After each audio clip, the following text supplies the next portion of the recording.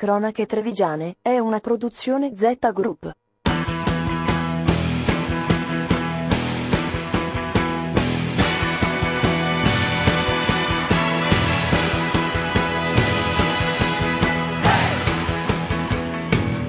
Un programma in collaborazione con Un'Industria Treviso, Provincia di Treviso, Casatella Trevigiana di O.P. Gruppo APOVS. Comincia una nuova puntata di Cronache Trevigiane dove vogliamo raccontarvi un progetto di due cooperative del territorio per parlare al consumatore direttamente della bontà della carne dei nostri allevamenti nostrani. Le cooperative sono la Castellana di Castelfranco Veneto e la Monteliana di Montebelluna e qui ho il presidente Giovanni Benetta, al quale ovviamente do la mano. Presidente, allora siete partiti per far conoscere la carne, com'è andata? È andata benissimo, più del bene, perché la partecipazione e tutto insieme le cose sono andate benissime. Specialmente questa sera sul convegno c'erano degli esperti del settore, cominciando dall'allevamento alla sanità, la macellazione, ristoratori, macellai. Ecco, voi avete fatto anche di più, avete aperto le porte della vostra cooperativa, avete chiamato la gente, i bambini soprattutto, no? Dobbiamo partire da lì. Giorni scorsi in sede della Monteliana dove c'erano dei bambini abbiamo fatto assaggiare la carne. E questa è stata una cosa positiva averlo fatto, perché abbiamo visto che queste 2 settimane dopo questa festa un incremento delle vendite e partecipazione del cliente. Vuol dire, non serve raccontargli che è buono, è il cliente stesso che riconosce il prodotto. E infine anche un altro progetto, voi avevate portato la carne addirittura a teatro, no? Avete fatto promozione al teatro? Sì, abbiamo fatto una promozione anche con il teatro, era i 15 giorni di manifestazione, la festa di ringraziamento e dopo successivamente un'altra alla sera, delle iniziative che abbiamo fatto assaggiare anche quindi carne e cultura, diciamo così. Infatti l'arte della carne, della macelleria, insomma è una cultura anche quella. Abbiamo fatto una sera che abbiamo invitato gli agriturismi, c'erano un'altra serata con gli esperti, dei cuochi, hanno spiegato il sistema, come ho ripetuto prima, che bisogna sapere cucinare e anche tagliare.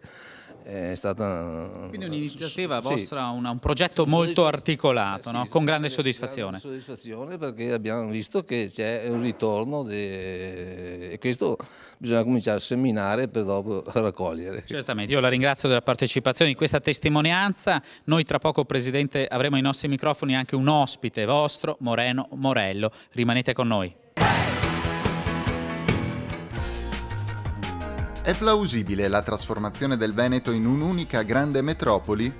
Questo è il quesito posto in occasione della tavola rotonda tra città e metropoli, il Veneto a un bivio, organizzata da Ascom Confcommercio Treviso presso il BHR Hotel. Molte le personalità intervenute al dibattito che, partendo dalla Marca con l'intenzione di coinvolgere le altre province, cerca di tracciare le possibili linee guida del futuro della nostra regione. Ma quanto siamo lontani da questo futuro? Così risponde Guido Pomini, presidente di Un'Ascom Confcommercio. È un dibattito che è aperto da molti anni, ma sostanzialmente ancora non si è concretizzato in nulla. È vero che siamo di fronte alle prime infrastrutture che dopo tanti anni vengono realizzate o, come dire, incominciano ad essere realizzate oggi, e quindi in qualche modo ci impongono a fare tutti assieme un ragionamento che traguardi però molto in là. Fino ad oggi forse ancora non è stato fatto. Quello delle infrastrutture infatti è solo il primo passo di un percorso più lungo che coincide con il superamento della dialettica territorio-metropoli, una problematica che va affrontata con rinnovata mentalità, come sostiene Giuseppe Roma, direttore generale del Censis. È un problema di integrare le classi dirigenti, di avere veramente una logica metropolitana, ma nel senso che Venezia era la grande metropoli, no? In un territorio molto più ampio che era la gittata dei suoi affari. Oggi gli affari di ogni imprenditore arrivano alla Cina, ma la logica del territorio non arriva neanche a Scorsese. Pensiero condiviso da Guido Pomini, che per concludere rilancia l'importanza dei centri cittadini quale fulcro per ogni progetto futuro, da perseguire secondo il principio della partecipazione collettiva. C'è bisogno di sentire vari attori su ogni tema, Treviso può essere un esempio ma non è l'unico, e una volta, come dire, discusso, seguire la strada dell'interesse condiviso, dell'interesse collettivo, che è l'unico che ci può traguardare in un futuro prossimo. E allora rientriamo in questo studio ideale, in questa trasmissione di Cronache Trevigiane dedicata al consumo consapevole della carne, a questa carne a chilometri zero dei nostri allevamenti, e non potevamo non parlarvi di questo con un ospite di un talk show che ha parlato di questi argomenti, Valerio Giaccone, è professore all'Università di Padova, alla veterinaria, facoltà di veterinaria. Allora professore, la domanda è la solita, la consueta: questa carne fa bene o fa male? La carne in generale è utile sicuramente, un'alimentazione razionale, equilibrata non può fare a meno della carne, in generale, in particolare della carne bovina, perché non solo è ricca di proteine e soprattutto però è ricca di ferro, e il ferro è forse l'elemento più essenziale. Va associata ovviamente giustamente alle verdure, alla frutta sicuramente, però un po' di carne è bene mangiarla anche tutti i giorni.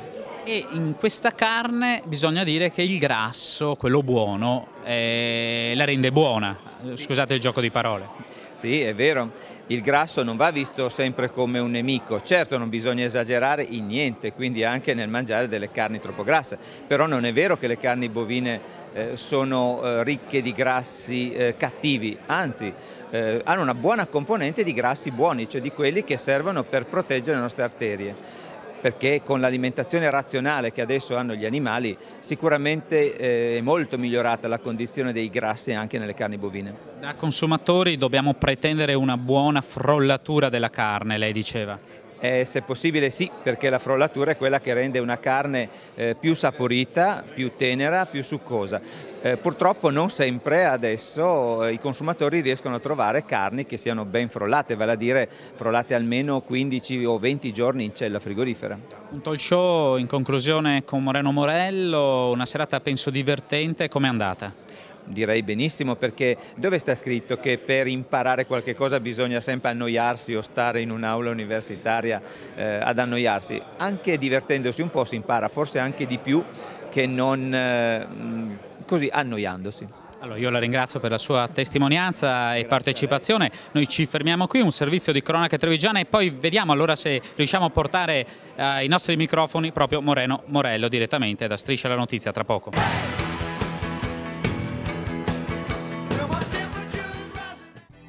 Il formaggio d'autore 2010 è veneto e di collina. Galan alla FAO: se si vuole combattere carestia e fame, cessi lo scontro fra l'agricoltura dei contadini e la modernità.